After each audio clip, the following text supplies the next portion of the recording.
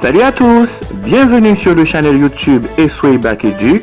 Sur ce channel, vous trouverez des vidéos avec des explications et des techniques sur des exercices de chimie pour le baccalauréat haïtien et le baccalauréat français.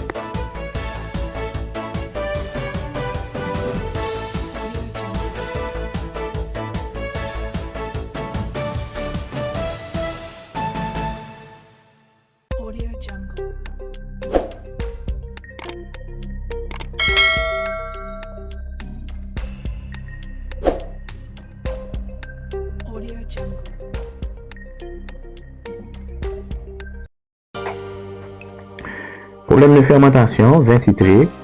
Problème proposé au baccalauréat haïtien en juillet 2015. Code de l'examen 07 en SVT, SMP, SES et LLA. Problème numéro 2. Un vin titre 15 degrés. Quelle masse d'alcool pur se trouve dans 10 litres de ce vin? Quel volume d'alcool titre en 65 degrés peut être obtenu à partir de 5 litres de ce vin?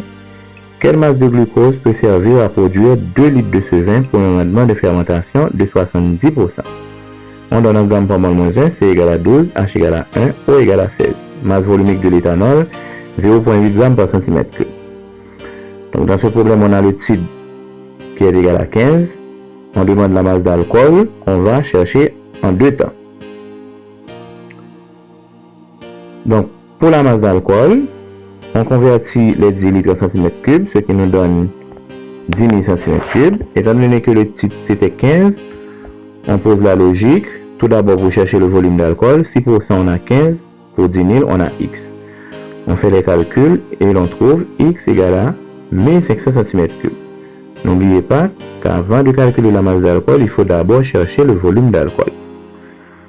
Donc on fait la logique avec le titre, 6% on a 15, pour 10 000 on a X. Et on trouve X égale à 1500 cm3. Maintenant pour calculer la masse d'alcool, c'est simple. On applique la formule M égale à μV. La masse volumique de l'éthanol c'est 0,8 g par cm3.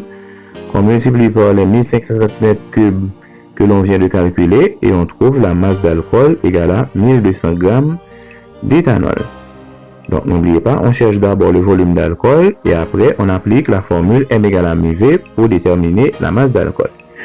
Maintenant, quel volume d'alcool titrant 65 degrés peut être obtenu à partir de 5 litres de ce vin? Donc quand dans un problème, on avait déjà un vin qui avait déjà un titre, maintenant on vous demande de chercher un volume d'alcool et on vous donne un autre titre, eh bien il faut appliquer la formule V1T1 égale à V2T2. V1, le volume de vin initial qui est 5 litres, T1 le titre initial qui est 15 degrés, V2 le volume qu'on cherche, T2 le nouveau titre qui est 65 degrés. Et en appliquant la formule, en remplaçant, on trouve le volume égal à 1,154 litres. Donc c'est très important. Si vous avez dans un exercice, on vous a déjà donné un volume de vin avec un titre. Maintenant, on vous demande de calculer un autre volume avec un autre titre. Mais c'est cette formule qu'il faut appliquer. V1T1 égale à V2T2.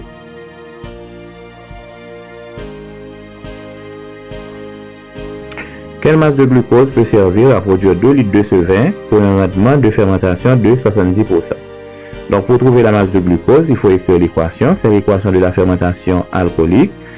C6H2O6 qui est le glucose sous l'influence de l'azimase donne 2 éthanol et 2 CO2. Donc, étant donné qu'il y a un nouveau volume de vin, il faut chercher un nouveau volume d'alcool. On fait la conversion, 2 litres, ça donne 2000 cm3. Et on utilise le titre initial qui est 15 degrés. Et on fait la logique, 6% on a 15, pour 2000 on a X. Et on trouve le nouveau volume d'alcool qui est 300 cm3. Et après avoir cherché le nouveau volume d'alcool, on va chercher la nouvelle masse d'alcool. Eh bien, pour chercher la nouvelle masse d'alcool, on va appliquer la formule M égale à μV.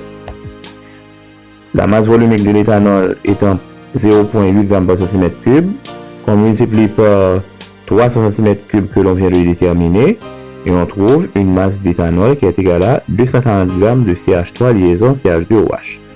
Donc, quand on vous donne un nouveau volume de vin, il faut chercher un nouveau volume d'alcool et une nouvelle masse d'alcool. On ne pourra pas utiliser la masse initiale. Maintenant, la masse de glucose. Mais qu'est-ce qu'il faut faire? Tout d'abord, on cherche la masse de glucose théorique, appelée masse de glucose apparente. Donc n'oubliez pas, ici on a un rendement. Quand vous avez un rendement, vous avez la masse d'un produit et vous cherchez la masse d'un réactif, parce que nous avons la masse d'éthanol, nous avons la masse d'éthanol qui est un produit, et nous cherchons la masse de glucose qui est un réactif. Eh bien, quand vous avez un rendement, vous avez la masse d'un produit et vous cherchez la masse d'un réactif, eh bien, qu'est-ce qu'il faut faire?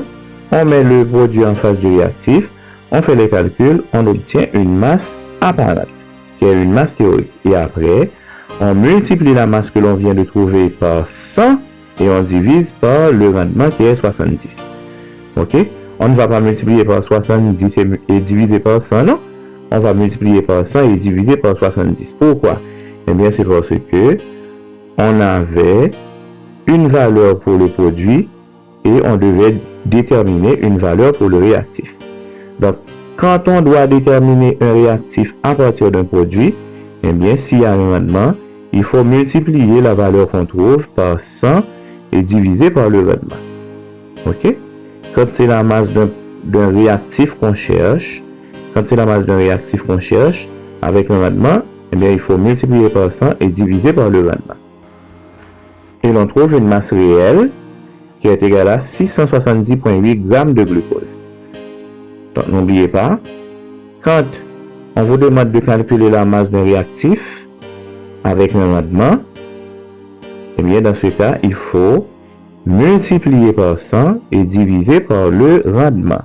On multiplie par 100 et on divise par le rendement. Quand vous devez déterminer la masse d'un réactif à l'aide d'un produit, eh bien, après avoir fait les calculs, il faut multiplier par 100 et diviser par le rendement. Là, c'est quand on cherche la masse d'un réactif. On multiplie par 100 et on divise par le rendement.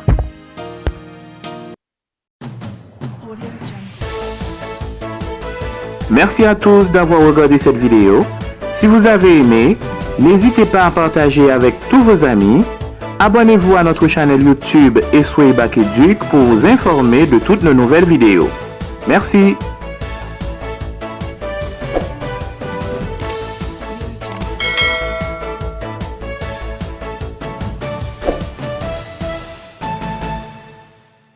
Audio Jungle.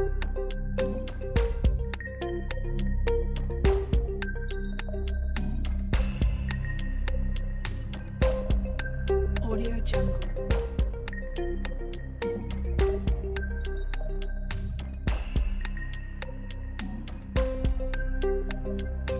Audio Jungle.